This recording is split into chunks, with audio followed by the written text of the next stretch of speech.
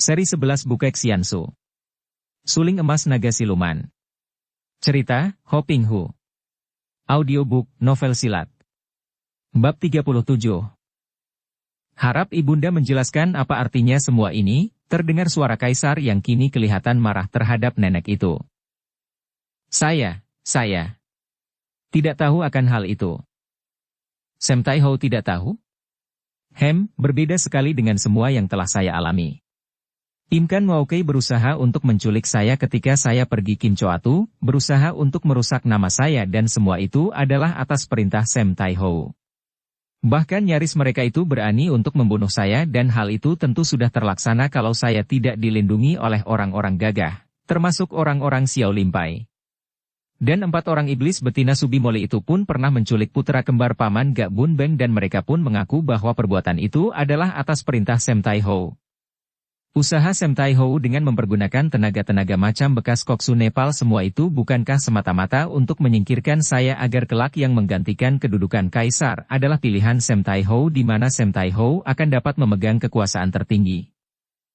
Serangan ucapan Pangeran Qian Liong memang sudah diperhitungkan baik-baik dan wajah nenek itu nampak semakin ketakutan. Kaisar sejak tadi mendengarkan ucapan putranya sambil menatap wajah Sam Tai Ho. Tanpa diketahui oleh nenek itu, Kaisar sesungguhnya amat mencinta dan sayang, juga kagum kepada putranya itu, maka segala usaha nenek itu untuk memisahkan putra mahkota ini dari ayahnya sungguh merupakan usaha sia-sia bahkan memukul diri sendiri. Baru sekaranglah Sam Tai Ho menyadari akan hal ini dia merasa menyesal sekali atas kebodohannya sendiri. Menyesal, bingung dan juga ketakutan. Benarkah semua itu, ibunda? Kalau tidak benar, harap ibunda suka menyangkal dengan bukti-bukti. Sam Tai Ho sudah terpojok dan tidak mampu bicara lagi, akhirnya menundukkan mukanya. Kaisar menjadi marah. Akan tetapi mengingat bahwa nenek itu memiliki kekuasaan yang cukup besar dan mengingat akan jasa-jasanya di masa lampau, maka dia pun tidak memerintah pengawal untuk menangkapnya, melainkan hanya menudingkan telunjuk ke arah pintu sambil berkata, "Pergilah, Sam Tai Ho." Nenek itu lalu melangkah ke arah pintu. Agak terhuyung dan dia seolah-olah dalam waktu beberapa menit saja telah berubah menjadi seorang nenek yang sudah amat tua dan lemah. Setelah tiba di luar pintu, dia dikawal oleh pasukan pengawal pribadinya meninggalkan tempat itu, akan tetapi sebelum tiba di kamarnya sendiri, dia roboh dan terpaksa digotong oleh para pengawalnya. Akan tetapi, tak lama kemudian, sebelum dia tiba di kamarnya, nenek ini telah menghembuskan napas terakhir. Kiranya dia tewas karena serangan jantungnya yang memang kurang begitu kuat sejak beberapa tahun akhir-akhir ini. Rasa penyesalan, kekagetan dan rasa takut dan bingung membuat jantung yang lemah itu terserang dan mengakibatkan dia tewas seketika. Kematian Sam Tai Ho ini secara tidak langsung telah menyelamatkan Shanti Dewi. Atau setidaknya menghindarkan wanita cantik ini dari hal-hal yang amat tidak enak baginya. Sudah terasa olehnya, bahkan diketahui pula oleh suaminya dan oleh suami istri pendekar naga sakti bahwa kaisar yang berwatak mata keranjang itu telah tergila-gila kepada Shanti Dewi. Bahkan setelah minum arak agak banyak di pagi hari itu, kata-katanya mulai berani ditujukan kepada Shanti Dewi, membayangkan kehendaknya agar Wan Tek Hoat dan Shanti Dewi untuk sementara tinggal di istana sebagai tamu agungnya. Akan tetapi, selagi mereka berenam masih melanjutkan percakapan setelah makan pagi, tiba-tiba datang laporan bahwa Sam Tai Ho telah meninggal dunia secara mendadak. Hal ini tentu saja mengejutkan juga kepada kaisar dan pertemuan itu segera diakhiri. Peristiwa kematian Sam Tai Ho mendatangkan beberapa kesibukan dan kesempatan ini dipergunakan oleh Tek Hoat dan Shanti Dewi, dibantu oleh Pangeran Qian Liong, untuk meninggalkan istana dan pulang ke hutan tanpa menemui lagi kaisar. Cukup berpamit kepada Pangeran Qian Liong saja. Bahkan mereka tidak mau dikawal pasukan, hanya menerima sebuah kereta kecil dengan 2 ekor kuda dan hanya membawa surat dari Pangeran Qian Liong untuk Raja Bhutan, ayah Shanti Dewi. Demikianlah, bagaikan sepasang burung baru terlepas dari sangkar emas yang mengancam akan mengurung mereka dan menghadapkan mereka kepada hal-hal yang amat tidak enak, bahkan mungkin sekali berbahaya. Wan Tek Hoat dan Shanti Dewi lolos dari kota raja, melakukan perjalanan yang amat jauh namun amat penuh dengan kebahagiaan mereka berdua, bagaikan sepasang pengantin baru melakukan tamasya di tempat-tempat sunyi nan indah. Mereka menuju ke Bhutan, naik kereta berdua dan kadang-kadang berhenti. Untuk mengaso atau untuk bercumbuan? Dunia penuh dengan keindahan terbentang luas di depan mereka, seolah-olah menjadi hadiah dari mereka berdua yang sudah bertahun-tahun lamanya menderita kerinduan dan kesunyian yang mendatangkan kedukaan. Biarpun Kaisar telah mengetahui rahasia Sam Tai Hou dan diam-diam telah menyuruh tangkap semua kaki tangan nenek itu yang tidak keburu melarikan diri dan melempar mereka ke dalam tahanan, namun demi menjaga nama baik keluar istana, kematian Sam Tai Hou menjadi peristiwa perkabungan resmi. Bahkan Kaisar melakukan upacara sembahyang seperti lazimnya, dan menerima ucapan bela sungkawa dari negara-negara tetangga. Gak Jit Kong dan Gak Goat Kong muncul bersama guru mereka, yaitu sastrawan Pou Toan, dan dua orang pemuda putra Milana yang masih mempunyai hubungan darah dengan keluarga-keluarga Kaisar ini lalu diantar oleh Pangeran Qian Liong untuk pergi menghadap Kaisar.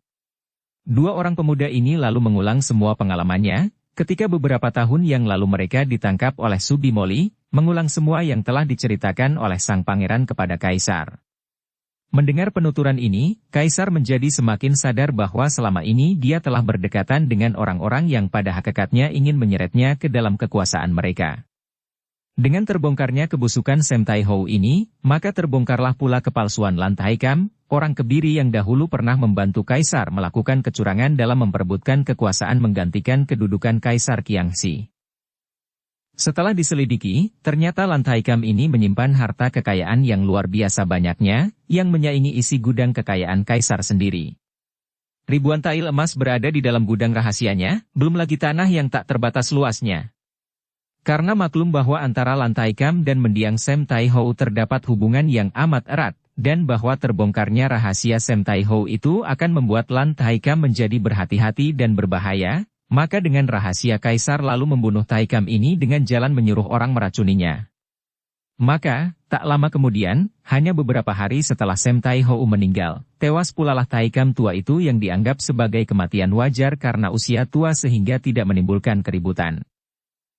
Setelah upacara pemakaman Sam Tai Hou selesai, datang pula Cao Chin Liong dari barat. Jenderal Cao Chin Liong yang muda belia dan gagah perkasa ini telah berhasil menumpas pergolakan di barat. Jenderal muda ini disambut dengan upacara kebesaran ketika menghadap Kaisar dan menceritakan atau melaporkan semua pelaksanaan tugasnya kepada Kaisar yang mendengarkan dengan girang. Kaisar menghujani jenderal muda dengan hadiah dan pujian, akan tetapi di dalam pertemuan yang dihadiri pula oleh suami istri pendekar naga sakti dan Pangeran Qian Liong, Kaisar menyatakan rasa penasaran dan tidak puasnya dengan hilangnya pusaka istana Koai Liong Pokiam yang lenyap dicuri orang itu. Pasukan yang dikirim dari istana untuk menyelidiki hilangnya pedang pusaka ini ternyata telah mengalami kegagalan. Kiranya tidak ada orang lain kecuali Cao Guanshui, Jenderal Cao, yang akan dapat menemukan kembali pedang pusaka itu, kata Kaisar antara lain, kemudian melanjutkan. Pedang itu sendiri tidaklah sangat penting dan istana masih mempunyai banyak pedang pusaka yang lebih baik lagi. Akan tetapi, hal ini menyangkut kehormatan istana. Sungguh memalukan sekali kalau sampai pemerintah tidak berdaya menghadapi seorang pencuri saja dan tidak dapat merampas kembali pedang yang dicuri. Lalu bagaimana akan kata dunia Kang Ou terhadap kebesaran istana sehingga para pengawal dan punggawanya tidak mampu menangkap seorang maling saja? Jenderal muda Cao Chin Liong menyatakan kesanggupannya dan baru setelah mereka semua kembali ke rumah gedung tempat tinggal jenderal muda itu, Pangeran Qian Liong yang ikut pula berkunjung ke situ mengajak mereka semua berunding. Dari Wan Tek Hoat, pangeran ini telah mendengar tentang pedang Koai Liong Kiam. Di depan Kaisar, pangeran itu memang tidak mengatakan sesuatu, karena tentu Kaisar akan marah sekali dan mungkin akan mengirim pasukan ke lembah suling emas untuk merampas kembali pedang itu. Maka dia diam saja dan baru sekarang, dia menceritakan tentang pedang yang diperebutkan oleh orang-orang Kang Ou itu, menceritakan kepada Chin Liong dan ayah bundanya, seperti yang didengarnya dari Tek Hoat. Menurut ceritanya itu, jelaslah bahwa pedang Koai Liong Kiam yang telah menjadi pusaka istana itu dahulunya adalah milik keluarga Chu di lembah suling emas, kata Cao Chin Liong. Betapapun juga, perintah Kaisar harus ditaati, dan pula, memang sudah belasan tahun pedang itu menjadi pusaka istana, maka kita pun berhak untuk menuntutnya dan untuk itu, tidak perlu mempergunakan pasukan. Pangeran, hamba akan berangkat sendiri tanpa pasukan, karena menghadapi keluarga yang menurut cerita Paman Wan Tek Hoat kepada Paduka itu adalah keluarga sakti yang menyembunyikan diri, sebaiknya diambil jalan menurut kebiasaan Kang Ou, bukan dengan serbuan pasukan tentara. Sang pangeran mengerutkan alisnya. Akan tetapi, apakah tidak akan terlalu berbahaya? Perjalanan ke tempat itu, yang berada di pegunungan Himalaya, amatlah jauhnya dan sukar sekali, pula, menurut Paman Wan Tek Hoat, ilmu kepandaian keluarga Chu itu sungguh amat hebat, bahkan katanya jauh lebih hebat daripada tingkat kepandaian Paman Wan Tek Hoat sendiri. Memang berbahaya, akan tetapi itulah pekerjaan seorang pendekar, pangeran, kata Cao Kok Chu dengan tenang. Dan kami berdua akan menemani Liong Ji, anak Liong, untuk mencari pedang itu dan membawanya kembali ke istana. Mendengar ucapan itu, bukan main girangnya hati pangeran itu. Terasa lapang dadanya, karena kalau pendekar itu bersama istrinya ikut, maka dia yakin bahwa pedang pusaka itu akan dapat didapatkan kembali dan dia tidak usah mengkhawatirkan keselamatan jenderal muda yang menjadi sahabat baiknya itu. Dia tertawa dan bangkit berdiri. Kalau begitu, saya tidak perlu mengkhawatirkan apa-apa lagi. Pangeran itu lalu kembali ke istana di mana telah menanti dua orang muda kembar yang masih ada hubungan keluarga dengan dia, yaitu Gak Jit Kong dan Gak Goat Kong. Sementara itu, setelah sang pangeran kembali ke istana dikawal oleh pengawal-pengawalnya, barulah Cao Kok Chu dan istrinya mempunyai kesempatan untuk bicara secara bebas dengan putra mereka. Suami istri ini merasa bangga sekali melihat betapa putra mereka kembali dari tugas ke barat dan mendapatkan sambutan yang meriah dari kaisar. Mereka bertiga kini pesta sendiri dengan suasana santai dan bebas di ruangan gedung jenderal muda itu. Dan dalam kesempatan inilah suami istri pendekar itu lalu bertanya kepada Qin Liong tentang Bu Siok Lan, gadis keluarga Bu itu. Tentu saja Kau Qin Liong terkejut dan merasa heran bagaimana tiba-tiba orang tuanya bertanya tentang gadis itu. Dan melihat betapa ayah bundanya memandang kepadanya dengan sinar mata penuh selidik, tahulah dia bahwa mereka itu serius dan tentu telah terjadi sesuatu yang ada hubungannya dengan gadis itu, maka dia pun menjawabnya dengan terus terang. Ah, Bu Siok Lan? Dia adalah putri musuh, akan tetapi telah berjasa besar dalam usaha menyelamatkan pasukan yang terkepung di barat itu. Dan ibunya memang hebat, seorang panglima Nepal yang tangguh sekali. Ayah bundanya mendengarkan dengan mata terbelalak heran ketika Qin Liong menceritakan tentang usaha menyelamatkan pasukan yang terkepung itu dan betapa dia berhasil menyelundup ke markas musuh dan bahkan memperoleh kepercayaan dari Panglima Nandini, dan menjadi sahabat baik dari Bu Siok Lan, putri Panglima itu, sampai bagaimana akhirnya dia berhasil menyelamatkan pasukan dan mengalahkan musuh, menghancurkan siasat Panglima Nandini yang pandai itu.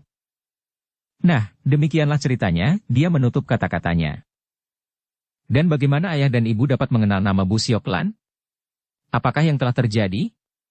Kini dialah yang ingin sekali mendengar dari mereka tentang Siok Lan yang tak pernah dijumpainya semenjak mereka berpisah sebagai musuh. Jadi dia itu putri Panglima Nepal? Sialan! Wan Cheng mengepal tinjunya dan nampak marah sekali. Ini penghinaan namanya. Tenanglah, istriku. Ingat bahwa ayahnya adalah Butai Hiap, seorang pendekar besar yang pernah menyelamatkan pangeran. Tidak peduli ayahnya pendekar atau dewa sekalipun, ibunya adalah seorang panglima Nepal, panglima musuh. Bagaimana mereka itu berani menemui kita dan bicara tentang perjodohan? Nyonya itu berkata lagi dengan marah. Ayah, ibu, apa yang sesungguhnya telah terjadi? Siapakah mereka yang datang menemui ayah ibu dan bicara tentang perjodohan? Qin Liong ingin sekali mendengar keterangan mereka. Karena melihat istrinya marah-marah, Cao Kok Chu mewakili istrinya, memandang kepada putranya dan bertanya, suaranya sungguh-sungguh. Qin Liong, katakanlah, apakah ada hubungan cinta antara engkau dan Nona Bu Siok Lan itu? Apa? Apa maksud ayah? Qin Liong bertanya dengan heran. Mendengarkan penuturanmu tadi, jelaslah bahwa antara engkau dan dia terdapat hubungan persahabatan, sungguh pun hubungan di pihakmu itu terjadi sebagai siasatmu untuk menyelamatkan pasukanmu yang terkepung. Akan tetapi di samping itu, apakah engkau jatuh cinta kepada gadis itu? Qin Liong mengerutkan alisnya dan membayangkan keadaan yang lalu ketika ia masih menjadi sahabat Siok Lan dan juga Cisian. Cintakah dia kepada Siok Lan? Terbayang wajah Cisian dan dia lalu menjawab tenang. Tidak, ayah. Aku memang suka padanya karena dia seorang gadis yang amat baik, akan tetapi hal itu bukan berarti bahwa aku cinta padanya. Nah, apa kataku? Mereka itu tidak tahu malu. Wan Cheng berkata lagi. Mengapakah mereka, ibu? Qin Liong bertanya. Keluarga yang tak tahu malu itu pernah bertemu dengan Pangeran Qian Liong dan hanya karena mereka kebetulan menyelamatkan sang pangeran maka mereka itu telah minta kepada pangeran untuk menjadi perantara bagi mereka untuk memberitahukan kami bahwa mereka itu secara tak tahu malu sekali hendak mengikatkan perjodohan antara anak perempuan mereka itu denganmu. Ah! Qin Liong terkejut juga mendengar berita ini. Tak disangkanya bahwa Panglima Nandini, yang telah dikalahkannya, yang tentu malah mendendam kepadanya, kini malah hendak menjodohkan putrinya yang tunggal itu dengan dia. Kita harus menghadapi urusan ini dengan kepala dingin. Cao Kokcu berkata, sambil memandang kepada istrinya yang masih cemberut. Jadi sudah jelas bahwa antara engkau dan gadis itu tidak ada hubungan cinta, Qin Liong. Tidak, ayah.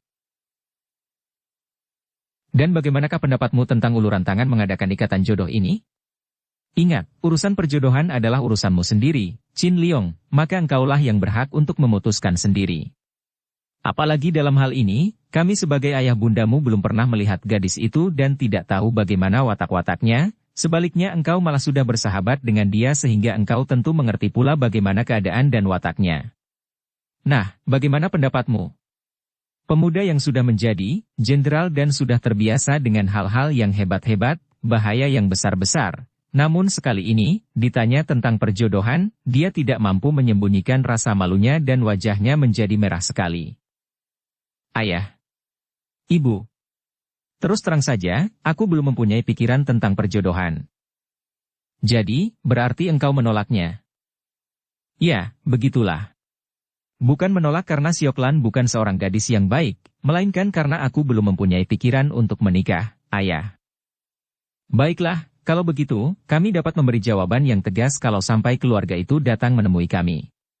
Urusan itu tidak diusik lagi dan keluarga ini lalu melanjutkan makan siang. Kemudian Cao Kokcu dan istrinya beristirahat, demikian pula Qin Liong yang baru saja pulang dan masih merasa lelah.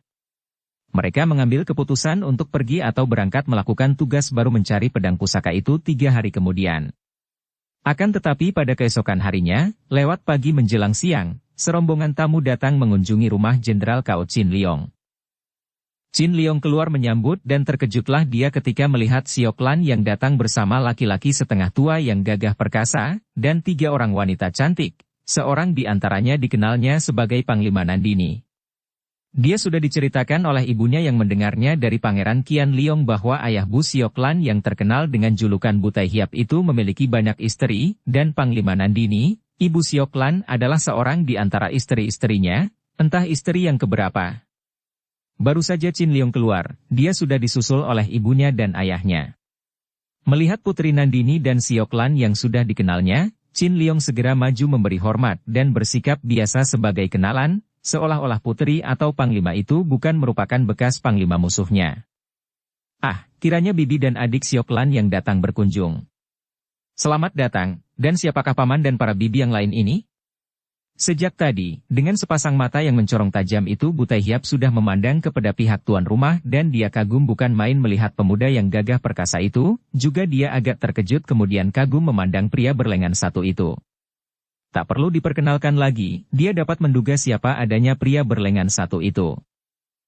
Ah, kalau mataku yang sudah mulai tua ini tidak salah lihat, agaknya kami sekeluarga berhadapan dengan pendekar sakti yang namanya menjulang tinggi di langit, si naga sakti gurun pasir Cao Kokcu, benarkah dugaan saya? Kata Butai Hiap sambil menjura dengan sikap hormat namun terbuka dan sederhana.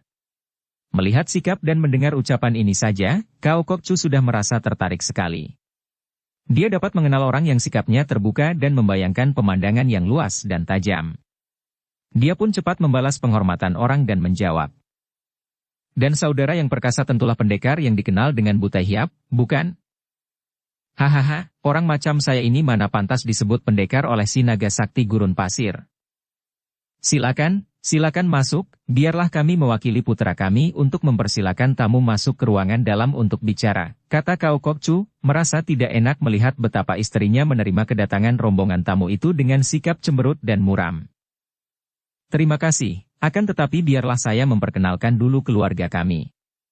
Memang benar bahwa saya adalah Bu Sengkin, ayah Bu Sioklan putri kami yang telah dikenal oleh putra Tai Hiap. Dan dia adalah Putri Nandini ibu dari Sioklan, yang ini adalah Tang Chun Chiu, dan dia itu adalah Gu Cui Biai. Mereka bertiga adalah istri-istri saya. Tanpa sungkan-sungkan atau malu-malu, pendekar Shibu itu memperkenalkan istri-istrinya yang cantik. Terpaksa Wan Cheng membalas penghormatan mereka, akan tetapi dia tetap mengerutkan alisnya dan cemberut. Akan tetapi karena suaminya telah mempersilakan mereka, maka terpaksa Wan Cheng mendahului mereka menuju ke ruang tamu di mana para tamu itu dipersilakan duduk. Setelah mereka semua duduk di ruangan yang cukup luas itu, Cao Kokcu yang maklum bahwa pertemuan ini tidak akan membawa kegembiraan bagi kedua pihak, tidak mau membuang banyak waktu lagi dan segera dia membuka kata-kata dengan suara tenang dan halus. Kami sekeluarga mengucapkan selamat datang dan terima kasih kepada keluarga Bu yang telah datang mengunjungi kami. Mengingat bahwa hubungan antara kedua pihak hanya pernah dilakukan oleh putra kami Cao Chin Liong dengan Putri Cui dan ibunya, maka apakah kunjungan ini hanya karena perkenalan itu ataukah ada keperluan lain? Bu Sengkin tersenyum dan memandang kagum. Begitu bertemu, dia pun merasa suka dan kagum kepada pendekar berlengan satu itu, yang dilihatnya sebagai seorang yang benar-benar gagah, tidak berliku-liku dan bersikap jantan tanpa sungkan-sungkan. Dia menarik napas panjang. Kau Teh Hiap, maafkanlah kedatangan kami kalau kami mengganggu. Akan tetapi sebelum saya mewakili keluarga mengemukakan apa yang menjadi keperluan kunjungan kami, terlebih dahulu saya ingin bertanya apakah Teh Hiap sekalian telah mendengar sesuatu tentang keluarga kami dari Pangeran Mahkota Qian Liong. Si naga gurun pasir mengangguk. Benar, kami telah bertemu dengan Pangeran Mahkota dan beliau telah menyampaikan keinginan Bu Teh Hiap sekeluarga untuk mengadakan ikatan jodoh antara anak-anak kita. Mendengar ini, Bu Sioklan mengerling ke arah Qin Liong. Akan tetapi pemuda itu menundukkan kepalanya dengan alis berkerut. Dapat dibayangkan betapa tidak enak rasa hati pemuda ini.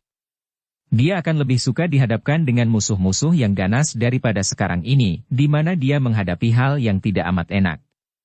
Dia dapat menduga bahwa Sioklan jatuh cinta kepadanya, dan agaknya keluarga Sioklan telah mengambil keputusan untuk mengikatkan perjodohan antara dia dan Sioklan.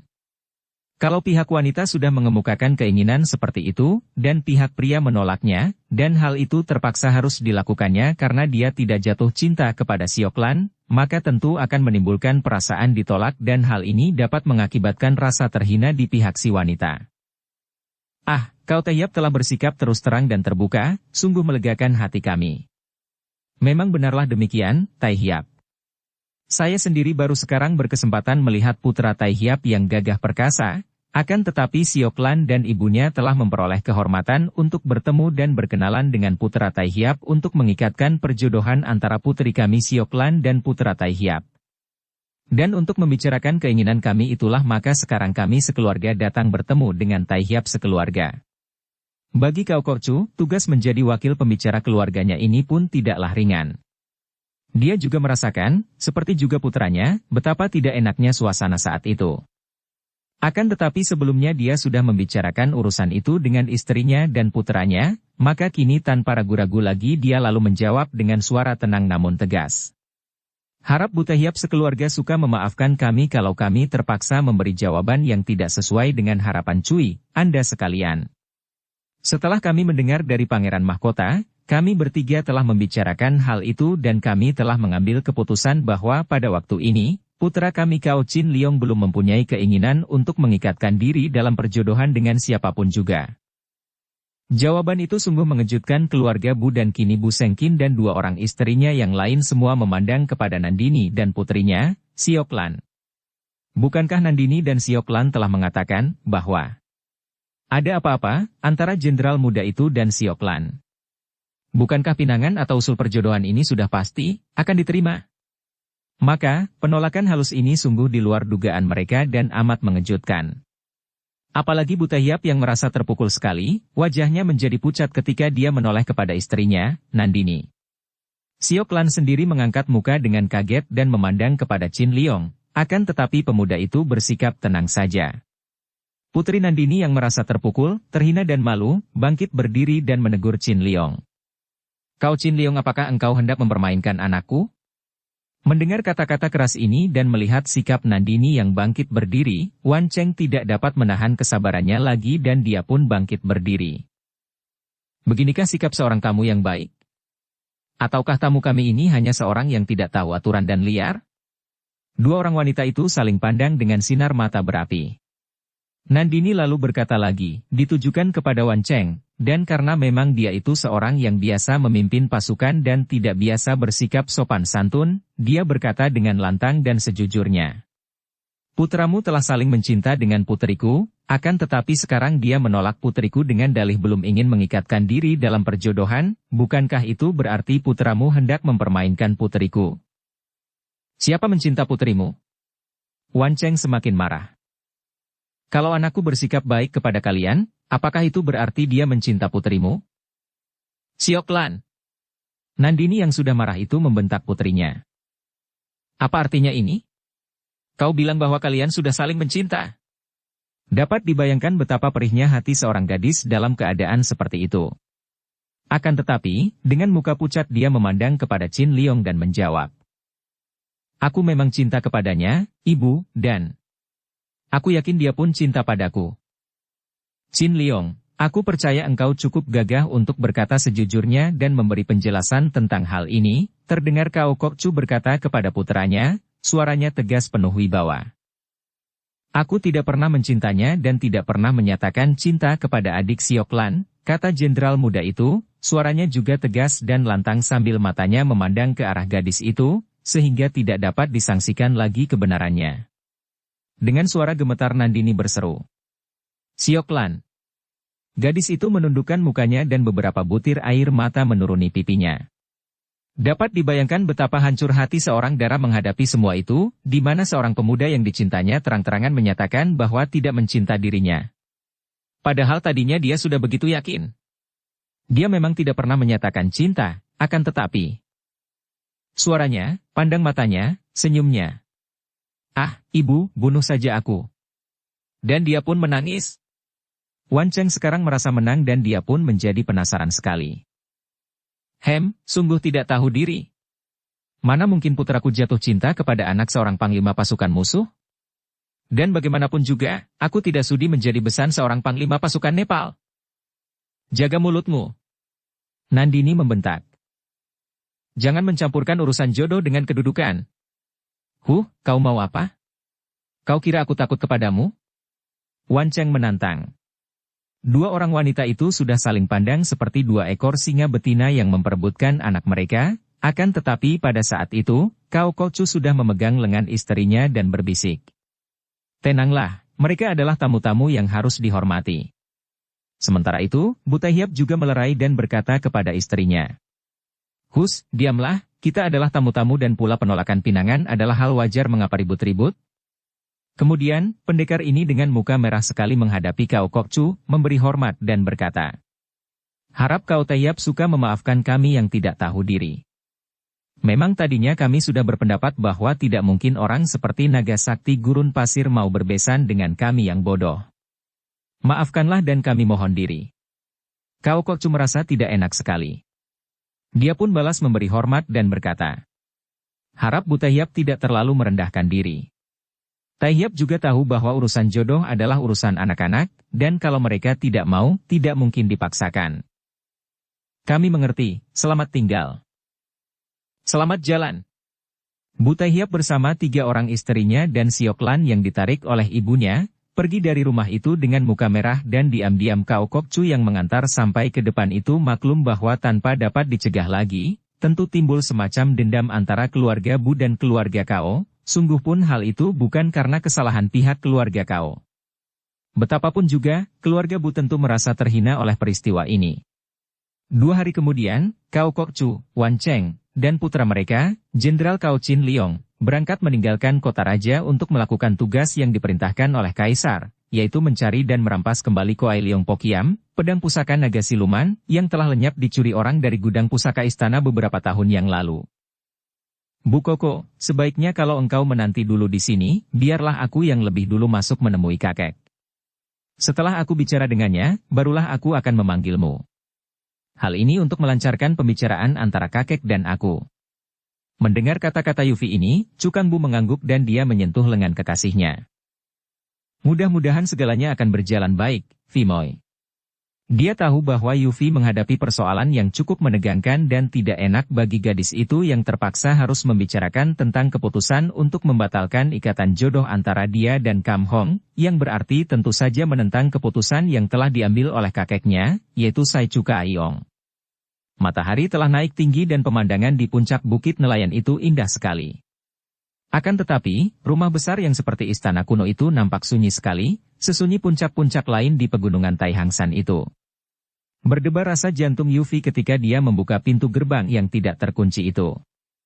Tempat yang terlalu besar untuk kakeknya yang agaknya kini hanya dapat menyendiri saja di tempat ini, apalagi kalau tempat itu nampak kosong seperti itu, menjadi amat menyeramkan, seperti rumah kediaman para iblis dan siluman. Tiba-tiba terdengar suara halus yang terdengar dari jauh di dalam gelap itu, akan tetapi terdengar jelas oleh Yufi. "Siapa di luar? Harap jangan mengganggu aku." Seorang tua yang sudah tidak ingin berurusan dengan siapapun. Mendengar suara ini, Yufi berseru girang. "Kongkong, ini aku, Yufi, yang datang." Hening sejenak, seolah-olah suara Yufi itu mengejutkan pendengarannya, sampai lenyap gema suara gadis itu. Yufi berdiri di ruangan depan yang luas, menanti sejenak dan dari dalam nampaklah seorang kakek yang pakaiannya sederhana. Tubuh itu masih tinggi tegap dan gagah akan tetapi mukanya kelihatan amat tua dan tidak bersemangat, muka dari Sai Chuka Aiong Yukong Tek. Mereka berhadapan dan saling pandang, kemudian Yufi menjatuhkan diri berlutut. "Kongkong. Yufi. Engkaukah? Benarkah engkau yang datang?" Kakek itu mengejap-ngejapkan kedua matanya memandang wajah yang menengadah itu. Selama bertahun-tahun dia mengharap-harap kedatangan cucunya ini, bahkan kemudian pergi merantau bertahun-tahun mencarinya, sampai membawanya ke pegunungan Himalaya, namun semua usahanya sia-sia belaka dan akhirnya, semua harapan itu memudar dan setelah dia merasa bahwa tubuhnya telah terlalu tua dan sahabatnya, yaitu Xin Xiao Sengjin yang pada tahun-tahun terakhir bertapa di sebuah puncak berdekatan dengan puncak nelayan di mana dia berada itu meninggal dunia, kakek ini tidak lagi pergi mencari Yufi, bahkan tidak lagi mengharapkan kedatangannya. Dia mengira bahwa cucunya itu telah tiada lagi di dunia ini, dan harapannya melihat cucunya berjodoh dengan keturunan suling emas sudah membuyar.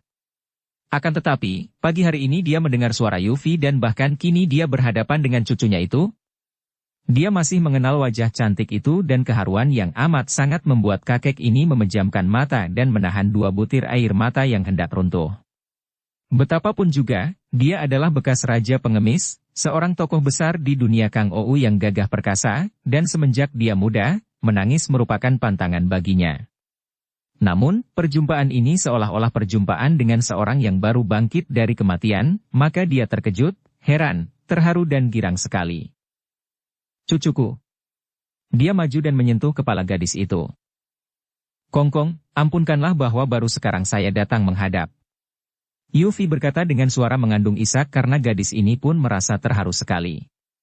Sejak kecil dia telah diculik dan dibawa pergi oleh orang yang kemudian menjadi gurunya yang tercinta, yaitu Heksinto Wong si Raja Maling dan sejak kecil dia terpisah dari kakeknya. Kemudian, setelah mereka saling bertemu kembali, dia melarikan diri ketika mendengar bahwa dia dijodohkan sejak kecil dengan Kam Hong. Dan semenjak itu, kembali dia berpisah dari kakeknya dan baru sekarang mereka saling bertemu kembali. "Yufi. Yufi, kemana sajakah engkau selama ini pergi? Betapa dengan susah payah aku mencari-carimu Yufi." "Maaf, Kongkong, saya hanya mendatangkan banyak pusing dan susah saja kepada Kongkong selama ini." Kakek itu mengangguk-angguk. Dan kedatanganmu ini pun hanya akan menimbulkan kecewa padaku, bukan?" "Maaf. Agaknya demikianlah. Kedatangan saya, ini hanya untuk meresmikan putusnya pertalian jodoh yang Kongkong adakan dahulu antara saya dengan Kam Hong." Akan tetapi ucapan itu sudah tidak lagi mendatangkan kekecewaan dalam hati kakek itu yang memang sudah tidak mengharapkan lagi dapat dilanjutkannya ikatan jodoh itu. Dia menarik napas panjang. Xin Xiao Sengjin juga sudah meninggal dunia, dia kiranya dapat memaafkan aku. Akan tetapi, pemutusan ikatan itu tidak mungkin dapat dilakukan sepihak saja, Yufi, maka harus dibicarakan dengan yang bersangkutan, yaitu Kam Hong. "Hal itu sudah beres, Kongkong. Saya telah berjumpa dengan Kam Hong dan kami berdua sudah membicarakan tentang itu." Adalah Kam Hong yang menasihatkan agar saya datang kepadamu dan memberitahukan akan pemutusan ikatan itu agar resmi. Kakek itu mengangguk-angguk. Agaknya, kini sudah kehilangan kesungguhan hatinya tentang hal itu. Sesukamulah. Sesukamulah, akan tetapi, kalau boleh aku mengetahui, kalau engkau masih menganggap aku sebagai kakekmu, apakah sebabnya maka engkau memutuskan ikatan itu? Apakah tidak ada kecocokan antara engkau dengan Kam Hong? Sesungguhnya karena saya telah menemukan calon suami saya sendiri, Kong Kong. Bahkan dia pun mengantar saya menghadap Kong Kong, akan tetapi saya suruh menanti di luar agar tidak mengejutkan hati Kong Kong. Kalau Kong Kong memperkenankan, saya akan memanggil dia masuk. Yufi memandang kepada Kong Kongnya dengan ragu-ragu, lalu bangkit berdiri. Untuk beberapa lamanya kakek itu memandang wajah cucunya. Harus diakui bahwa cucunya itu telah jauh lebih matang sekarang dan dia pun tahu bahwa bagi seorang wanita, cucunya itu telah lewat batas usia kepantasan untuk menikah dan diam-diam dia menaruh hati iba kepada cucunya ini. Cukup, tahukah engkau berapa usiamu sekarang? Yufi tersenyum. Tentu saja, Kong Kong. Antara 27 dan 28 tahun. Sai Chu Kaiong. Menarik napas panjang. Dan baru sekarang engkau menemukan calon suamimu. Berapa usia calon suamimu itu? Dia sudah berusia 30 tahun, Kong Kong.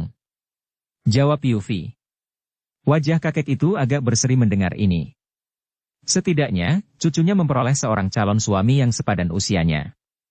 Tentu saja aku ingin sekali berkenalan dengan calon cucu mantuku. Suruh dia masuk, Yufi.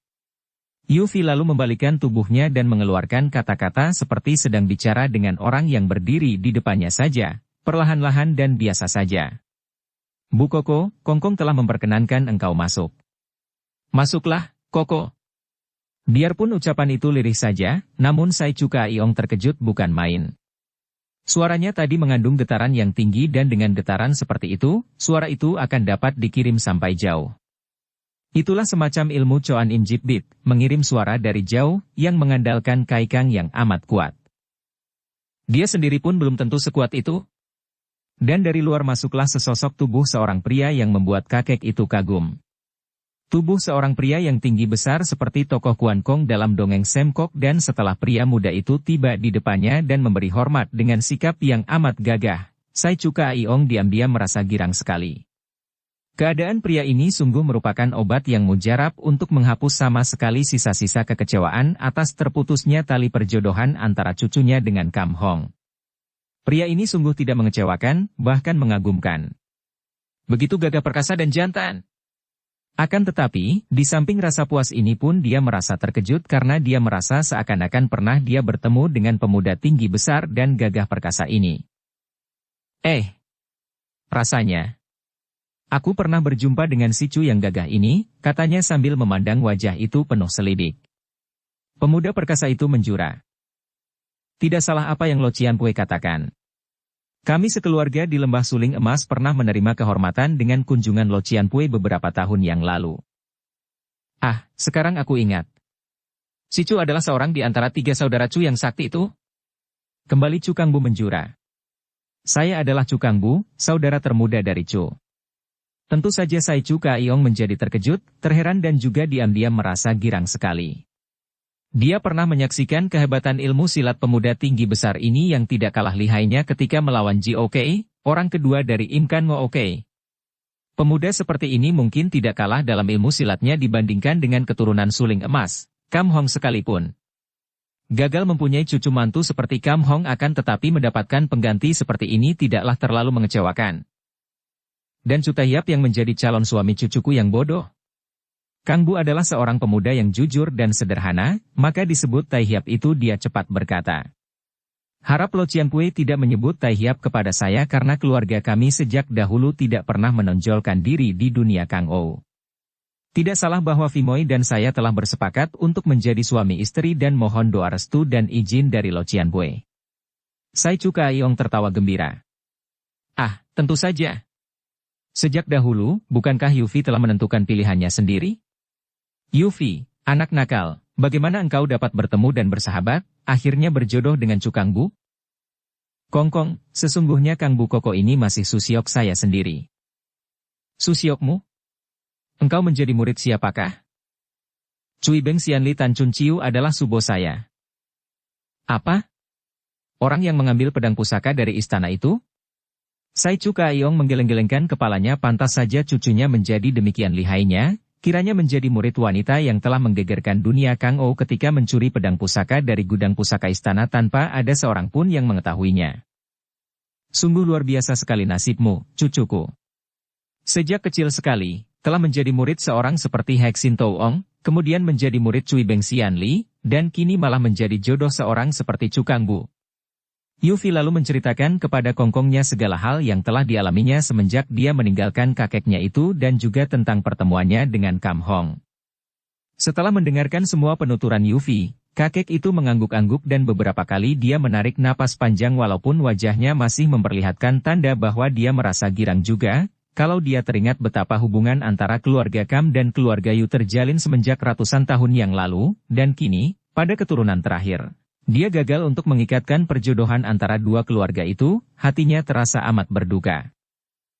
Kongkong, setelah kami berdua datang menghadap Kongkong, dan Kongkong dapat menyetujui ikatan jodoh antara kami mohon agar Kongkong sudi bersama kami ke Lembah Suling Emas di mana kami akan meresmikan pernikahan kami dan agar Kongkong dapat memberi doa restu kepada kami. Kini kakek itu mengerutkan alisnya dan menjawab. Sayang sekali, hal itu tidak mungkin aku lakukan, Yufi. Tentu saja aku tidak keberatan kalau engkau berjodoh dengan Cukang Bu, akan tetapi aku sendiri tidak mungkin menghadiri pernikahan. Kenapa, Kongkong? Aku telah bersumpah untuk mengikatkan keluarga Kam dan keluarga kita Yu dalam ikatan perjodohan, namun aku telah gagal. Aku telah mengecewakan leluhur kita, bagaimana mungkin aku dapat menghadiri pernikahanmu dengan keluarga lain? Aku sudah tua dan aku akan tinggal di sini, mengasingkan diri sampai mati. Aku tidak akan keluar meninggalkan tempat ini, apapun yang akan terjadi di luar. Nah, kalian kembalilah ke barak dan jadilah suami istri yang baik, tentu saja doa restuku menyertai kalian berdua. Jawaban ini menyedihkan hati Yufi akan tetapi karena semenjak kecil dia tidak bersama kakeknya, maka dia pun dapat menguasai hatinya. Maka untuk terakhir kalinya dia lalu berlutut di depan kakek itu untuk berpamit, diikuti pula oleh Cukang Bu karena kakek itu adalah calon Kongkongnya juga. Melihat betapa dua orang itu berlutut di depannya, Sai Chu Kaiong merasa terharu juga. Semoga Tian selalu melindungimu, cucu-cucuku, dan kalau kebetulan kalian bertemu dengan Kam Hong, katakanlah kepadanya bahwa sebelum aku mati aku ingin berjumpa dengannya, minta agar dia suka datang ke sini mengunjungiku. Demikianlah, setelah mendapat doa restu kakek itu, Yufi dan Cukang Bu lalu meninggalkan puncak bukit nelayan itu dan menuruni pegunungan Tai Hang San untuk kembali ke Lembah Suling Emas atau yang kini telah berubah namanya menjadi Lembah Naga Siluman. Mereka, juga Yufi, tidak merasa bersedih, bahkan sebaliknya, mereka merasa gembira sekali karena mereka kini menuju pulang untuk segera melangsungkan pernikahan mereka. Mereka sudah mendapat persetujuan dan doa restu Sai Chu Kaiong, bahwa ikatan jodoh antara Yufi dengan Kam Hong telah putus secara resmi. Tidak ada lagi yang menjadi penghalang atau ganjalan di antara mereka untuk dapat menikah dengan resmi. Senang dan susah mirip ombak dalam samudera kehidupan, susul-menyusul dan datang silih berganti. Tangis dan tawa merupakan bumbu-bumbu kehidupan seperti masam dan manis dalam masakan. Selagi terbuai dalam kesenangan, kita tidak tahu bahwa kesusahan sudah berada di ambang pintu untuk mendapat giliran menguasai kita, menggantikan kesenangan yang terbang lalu tanpa meninggalkan bekas lagi. Yufi dan Kang Bu melakukan perjalanan menuju ke Lembah Naga Siluman dengan hati girang, bermesraan di sepanjang perjalanan, sama sekali tidak tahu bahwa pada saat mereka melakukan perjalanan itu, terjadi sesuatu yang hebat di lembah itu. Apakah yang terjadi? Mari kita menengok keadaan lembah itu dan meninggalkan sepasang calon suami istri, sepasang kekasih yang penuh kemesraan dan kebahagiaan itu. Pada pagi yang cerah itu, Chu Pek In, gadis berusia 18 tahun yang berpakaian pria, dengan rambut digelung ke atas dan ditutup sebuah topi pelajar itu, sedang berjalan pulang ke lembah dengan wajah riang. Dia baru saja kembali dari gua rahasia di mana Sim Hong Bu masih tekun bertapa, sambil menyempurnakan ilmu pedang Koai Leong Kiam Sut. Tidak ada orang yang mengetahui tempat rahasia itu kecuali keluarga Chu, bahkan selama Hong Bu bertapa di situ memperdalam ilmu pedang pusaka itu, tidak ada orang lain yang boleh masuk kecuali Pak In. Gadis inilah yang dalam waktu beberapa hari sekali datang menjenguk sambil membawakan bahan makanan untuk Hong Bu. Pada pagi hari itu Pak In baru saja kembali dari kunjungannya kepada Hong Bu, pemuda yang dicintanya itu, dan karena sikap Hong Bu kepadanya cukup manis, maka hatinya gembira sekali pada pagi hari itu. Dia berjalan sambil kadang-kadang berloncatan dan bernyanyi-nyanyi gembira, lupa bahwa suara nyanyiannya ini sepenuhnya suara wanita, jauh berbeda dengan pakaiannya. Kalau dia tidak mengeluarkan suara, tentu dia akan disangka seorang pemuda yang amat tampan sekali. Sebagai seorang gadis, kecantikan Pak In biasa saja, tidak terlalu menonjol. Akan tetapi kalau dia dianggap pria karena pakaiannya, maka dia adalah seorang pria yang amat ganteng, dengan muka yang putih dan mata yang jeli dan menarik. Sebagai putri tunggal Chu Han Bu orang pertama dari keluarga Chu, tentu saja Dara ini memiliki kepandaian yang cukup tinggi. Namun, kini dia tidak tahu bahwa ada 3 pasang mata yang mengikuti gerak-geriknya dari jarak dekat. Hal ini saja sudah membuktikan bahwa tingkat kepandaian 3 orang yang membayanginya itu jauh lebih tinggi lagi dibandingkan dengan dia. 3 orang ini baru melihatnya setelah dia berada di dekat lembah, dan memang sudah sejak kemarin 3 orang ini mengintai di lembah itu. 3 orang ini bukan lain adalah si naga sakti gurun pasir bersama istri dan putranya. Mereka sudah tiba di pegunungan ini dan tahu bahwa lembah suling emas yang dimaksudkan sebagai tempat tinggal keluarga Chu itu tentu di sekitar tempat ini. Akan tetapi mereka belum juga menemukan tempat itu, maka mereka lalu menyembunyikan diri dan mengintai karena mereka merasa yakin bahwa pada suatu waktu tentu ada penghuni lembah yang keluar untuk suatu keperluan. Sudah sehari semalam 3 orang sakti ini menanti dan akhirnya usaha mereka berhasil. Bersambung ke bab 38. Dukung kami dengan subscribe, follow, like, komen dan share. Terima kasih.